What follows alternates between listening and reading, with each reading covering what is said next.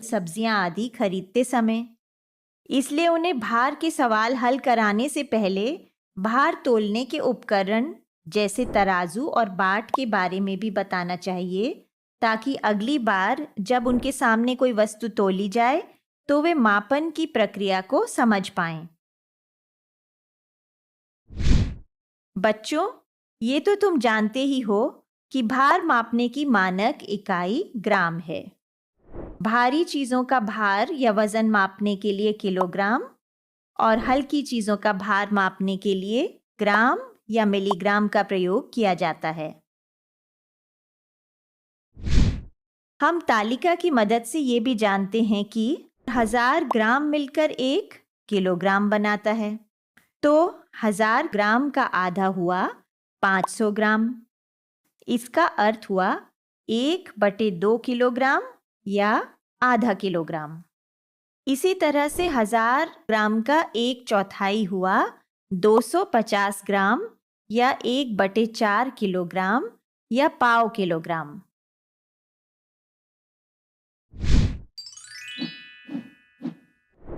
देते हैं। बाट के प्रयोग से वजन की अवधारणा। अच्छा, सब्जी वाले के पास या किराने वाले के पास कौन कौन से बाट देखे हैं आपने? 1 किलो, 500 ग्राम यानी आधा किलो, 200 ग्राम, 100 ग्राम और 50 ग्राम। कुछ दुकानदारों के पास 10 ग्राम के बाट भी होते हैं, जिससे जीरा, धनिया आदि तोला जाता है। बड़े बाटों में 2 किलो, 5 किलो और 10 किलो आदि के बाट भी होते हैं, जिनसे राशन की दुकानों या चक्कियों में अधिक मात्रा में अनाज, दालें आदि तोली जाती हैं। अब मान लीजिए कि आपके पास ये सारे बाट हैं, तो बताइए 7 किलो चावल तोलने के लिए आप इनमें से कौन-कौन से बाट इस्तेमाल करेंगे? एक 5 किलो का बाट और एक 2 किलो का बाट, ठीक है ना?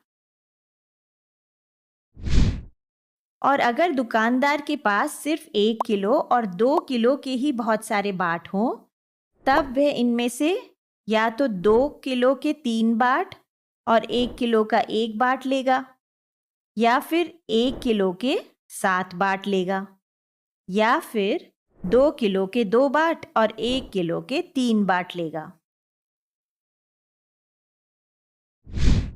लेकिन अक्सर दुकानदारों के पास एक ही वजन के इतने बाट नहीं होते।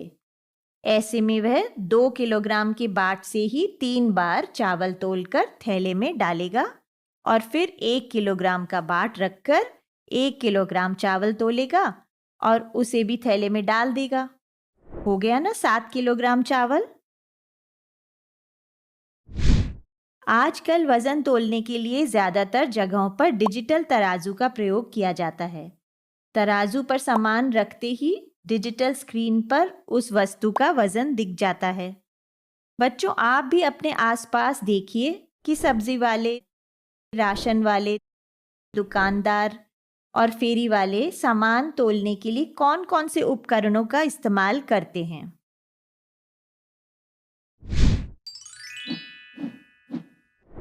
देते हैं।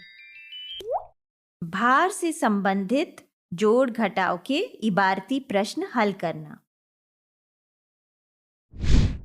राजू और उसके पापा ने मंडी से 4 किलोग्राम 500 ग्राम आलू, 5 किलोग्राम 300 ग्राम प्याज, 8 किलोग्राम 250 ग्राम गाजर, 1 किलोग्राम 500 ग्राम वजन की हरी सब्जियां खरीदी। उन्होंने कुल कितने वजन की सब्जियां खरीदी? क्या करेंगे? कुल वजन पता करने के लिए जोड़ करेंगे ना? कैसे जोड़ेंगे? आइए सीखते हैं।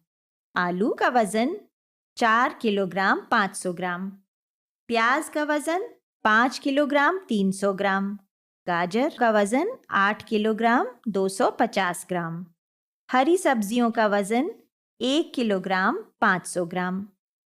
तो सब्जियों का कुल वजन पता करने के लिए सभी सब्जियों का वजन जोड़ना होगा। तो पहला चरण, सबसे ऊपर किलोग्राम और ग्राम लिखिए। अब इसके नीचे दी गई संख्याएं लिखिए। किलोग्राम के नीचे किलोग्राम और ग्राम के नीचे ग्राम। फिर दाईं से बाईं ओर चलते हुए पहले ग्राम में दी गई संख्याओं को जोड़िए।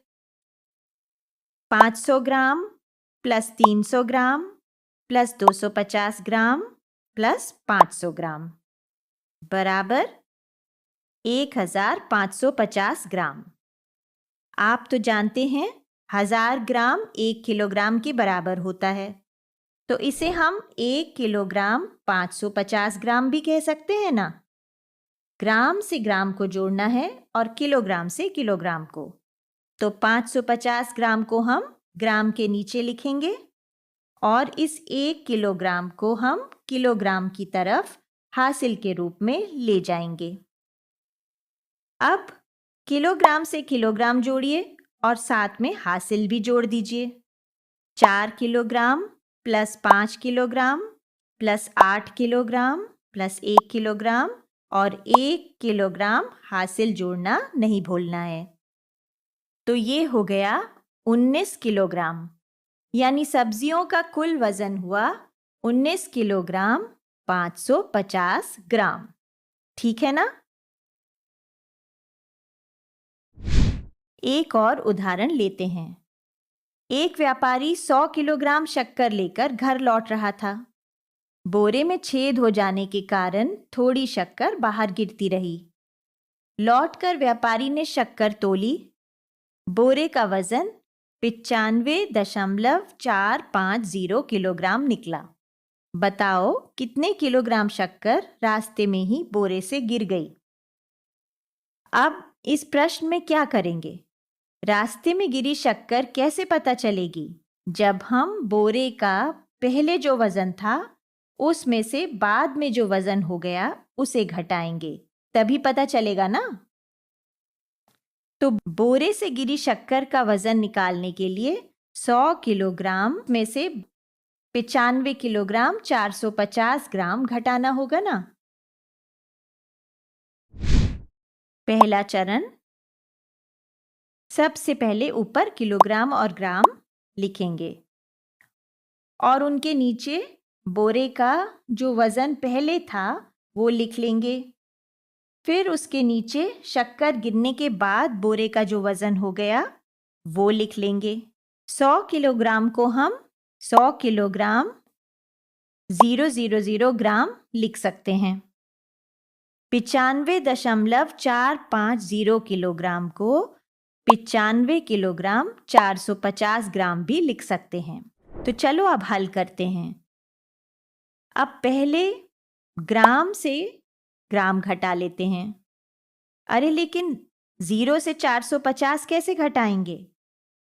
हमें किलोग्राम की तरफ से हासिल लेना होगा, तो हासिल ले लेते हैं। 1 किलोग्राम यानी 1000 ग्राम, इसे ग्राम में जोड़ लेते हैं और जब 100 किलोग्राम में से 1 किलोग्राम चला गया तो वे रह गया 99 किलोग्राम।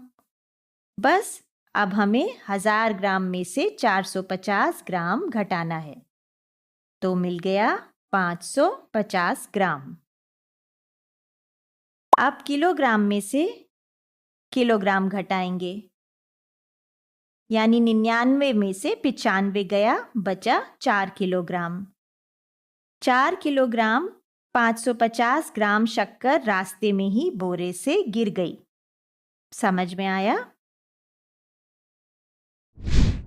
चलिए एक और उदाहरण लेते हैं। दिवाली के दिन एक हलवाई ने 50 किलो 500 ग्राम मिठाइयाँ बनाई।